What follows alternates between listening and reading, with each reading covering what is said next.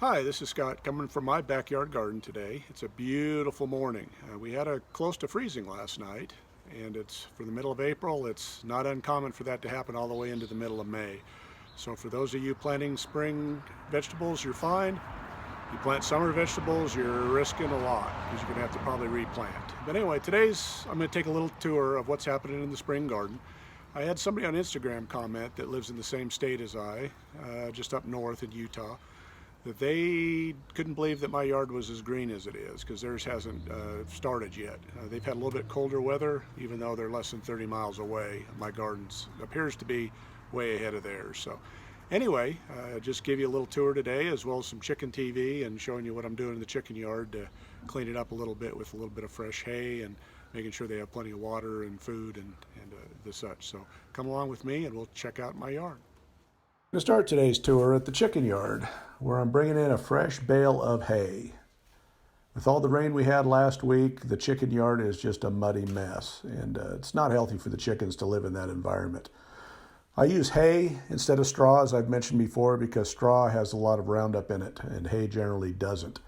So it's safer for your chickens to use hay, and there's seeds in there potentially, but the chickens will pick through all that material, and it's a good bedding material. What I do is I break the bale apart and then I start throwing it around. Nothing fancy, nothing too complicated, because the chickens are going to do most of the work for me. I just want to get the clumps around so that they can start kicking through it. And it makes the yard a lot cleaner, a lot nicer. They seem to be a lot happier when they get a fresh bale in the coop and run. I also like using hay as my basis for my compost. In the fall, I collect a lot of leaves, which I generally use all spring and summer the next year, but I did not collect many last year. So the hay is going to be my brown material. Now, the chickens are much happier as you see them scratching through here. I usually throw some scratch grain in the mix so that they can have something to do. It keeps them busy. But right now I want to focus on water. Water is very important with chickens, whether it's winter or summer or spring. I use the nipple bucket, as you saw a minute ago. I use this daily. I use these small little waters until the weather gets a little warmer. Then I've got a bigger water I'll put out. So they always have access to fresh, clean water. And then I also, as I go in the coop here, I've got their heated water base as well as a big 5-gallon container of water. I don't ever want them to run out of water. I want them to have water available day and night. Here's where I put the feed. What I use generally is just a 18% layer crumble when the birds are of laying age. Prior to that, there's different feeds you need to use. And I use scratch, and here's a view of what I throw in to my wild birds. It's just a basic poultry scratch with some sunflower seeds. Here I've thrown some in here, and this is what they do. They go to town and they kick through the material, and that helps keep their bedding clean because it mixes their poop into the dry material. And after they get done eating, they have a nice little sun bath going on. They love to sit in the sun.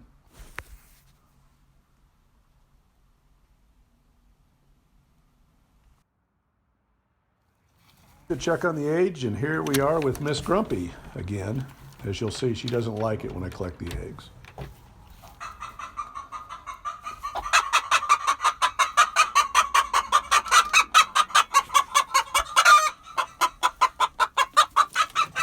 And here's Mr. Friendly that comes up to visit me. This is my oldest bird, and it's my best friend of the flock. We have some nice eggs today, a good collection. And then we have another visitor, which is Miss Broody. This is the bird that loves to sit on the eggs all day long and likes to peck me when I get them, but she's pretty gentle. The pecks are not very hard, but she's the mother of the group. So every day she likes to just come up here and adopt whatever eggs are not hers and sit on them all day long.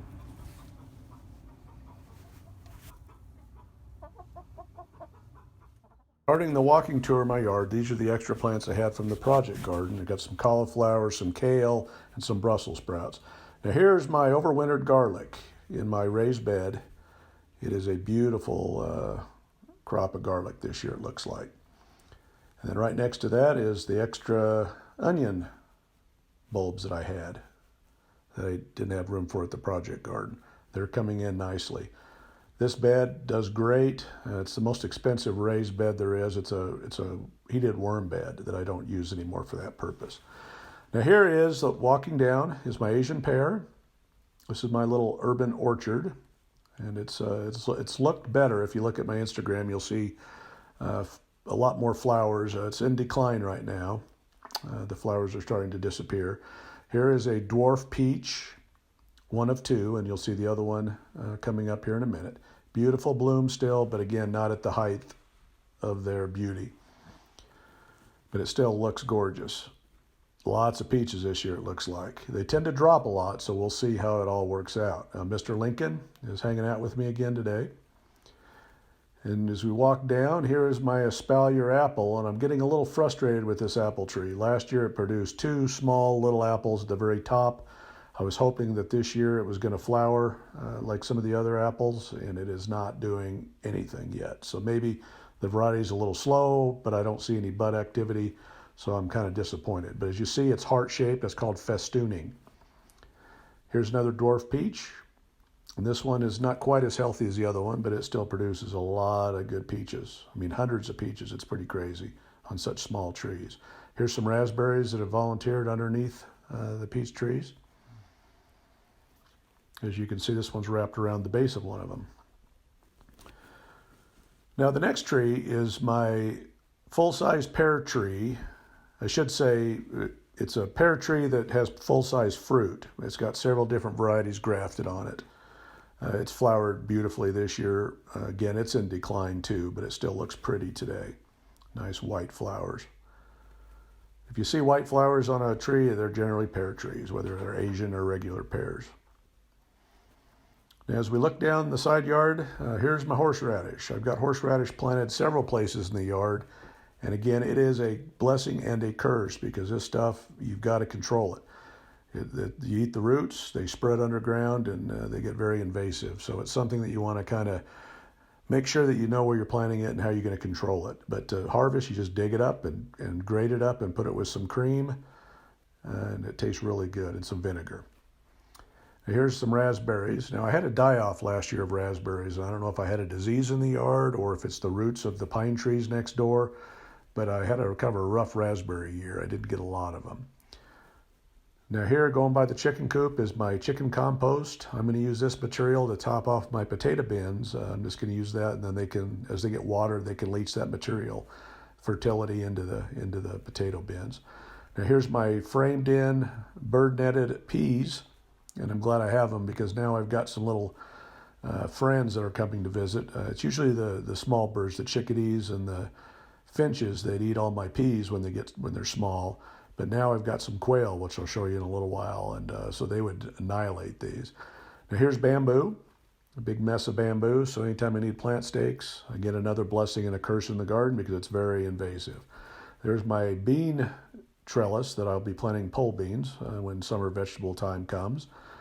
Now looking at the potato bins, and then I've got some apples along the fence line. I like to do the apples along the fence, and I espalier them, or similar espalier design. I let some go free form, but I want to show people that they can grow fruit in the city and not shade out their whole garden.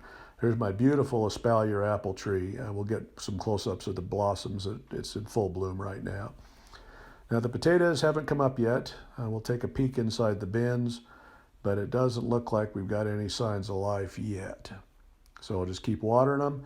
But again, as they grow, I'll just add some of that mix from my chicken compost bins and just make sure that I keep the tops buried. Just leave a little bit out, and then they'll produce more potatoes all the way up the stems. Looking at the top tier of my garden, I've got some daylilies, I've got some columbine, I've got some other flowers. I've got some Shasta daisies in there somewhere. They're not coming up yet, I don't believe, in this bed, but those are mostly daylilies. And there's some other later varieties of flowers that'll come up later in the season. Now looking down in here, I've got some peonies. So these are the peonies coming up. They come up pretty quick. They grow, probably an inch or two a day. Here's some grape hyacinth. That's a spring flower. Got some more tulips, and then I've got more daylilies. Lots of daylilies in my yard. They're the orange variety, so they'll be shooting out daylilies in the next few weeks. Looking through here, I've got more horseradish, and here is a poppy. I've got another poppy that's bigger than this one, but they grow very fast and they produce flowers very early in the spring. Here's my strawberry bed. They are flowering now. It's hard to see the flowers at this point. I think I'll get a better close-up in a minute, but the strawberries should be pretty productive this year also. Again, more espaliered apple trees. These are more free-form. I need to get some more wires and train them and prune them a little better, but I'm just kind of letting them go. I just don't want them to shade the garden. Here's another small espalier that this one I'll be more fussy with. I'm going to do another tier on it, so I'm going to prune it down again, put another wire in. Still no fruit on this tree yet. But then here's my main espalier. I believe it's a Gala. It's very tasty apples, but it's never been loaded like this with flowers. The bees are on it. You might see a bee or two fluttering around here, but it looks like we're going to have a good harvest as long as there's another apple tree somewhere in the neighborhood, because my other ones are not blossoming, and apples need another variety to pollinate. So hopefully I've got some more apples in the neighborhood, and it's likely that there is in a residential neighborhood. So fingers crossed. I'm hoping my apples will be good enough to pollinate themselves, with the different varieties that I have.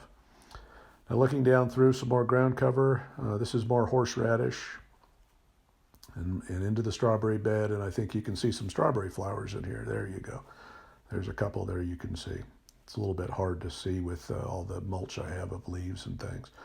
I'm going to plant my tomatoes here. Wait till May 15th before I do any of that. I don't want to lose them.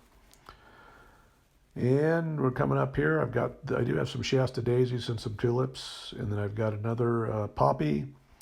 I have a red hot poker there in the back. That's a poppy. That's rosemary. You just barely got a glimpse of an old rosemary plant that's overwintered multiple seasons. That's thyme. We got some chives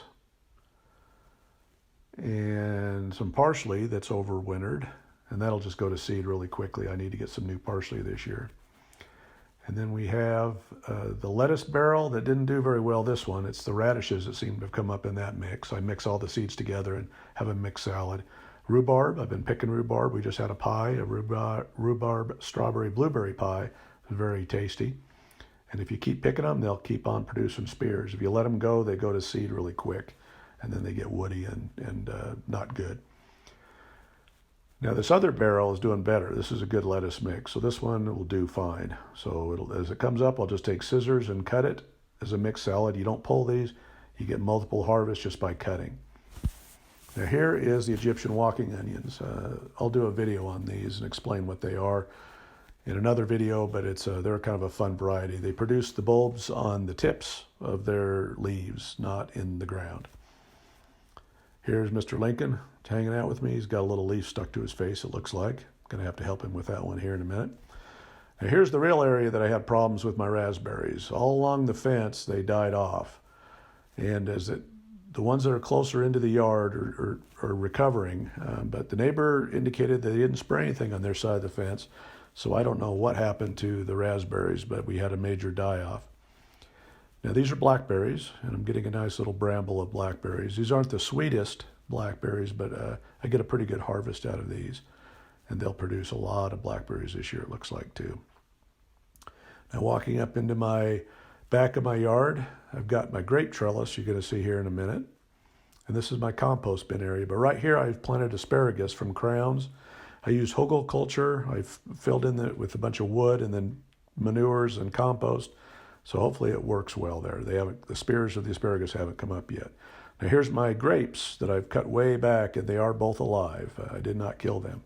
So they kind of go up on a 5-tiered wire, and there's 2 varieties, a green and a purple variety. And as they grow, I'll just train them onto the wires again, and we'll have a great harvest probably of grapes this year too.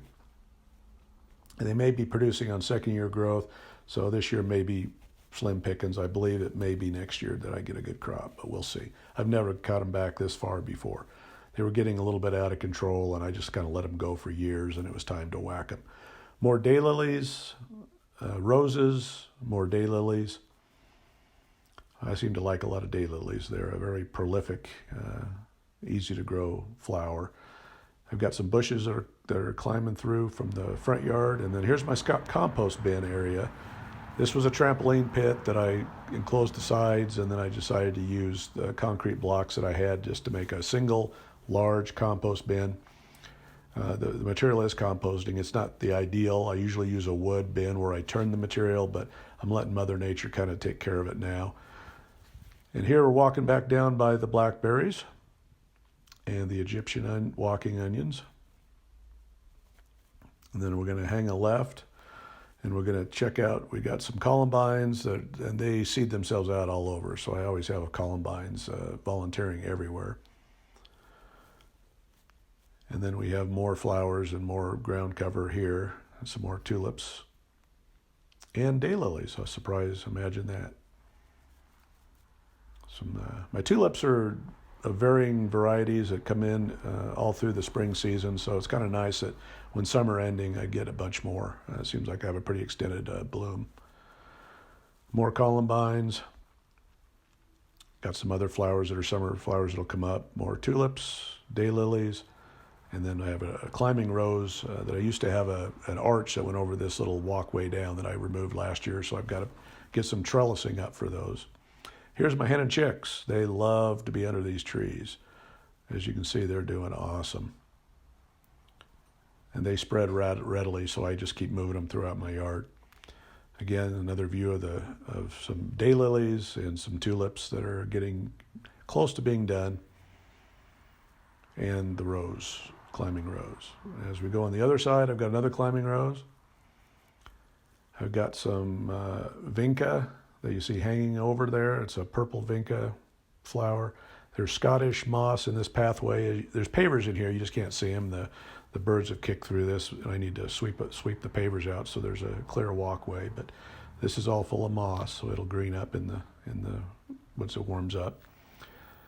More hens and chicks. Again, here's the vinca.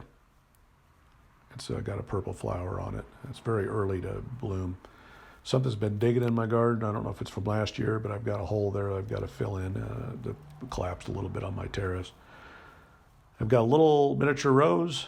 I've got other tulips my wife brought back from Europe.